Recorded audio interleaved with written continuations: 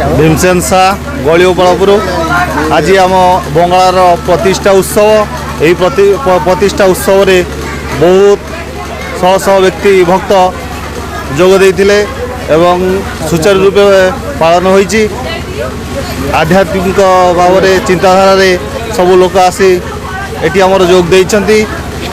भक्त मानकर शह शह आगमन देखी आम गलियोपालपुर समस्त लोक उत्साहित होइछंती। ये हूँ आम गलियोपालपुर ग्रामर बहुत पुराना अनुष्ठान। आम पूर्वपुरुष मैंने ये गोटे भागवत टुंगी करते कालक्रमे भागवत टुंगी को आम परिवर्तन करी एटी संतोषी माँ मंदिर गठन कलु, शिव मंदिर कलु।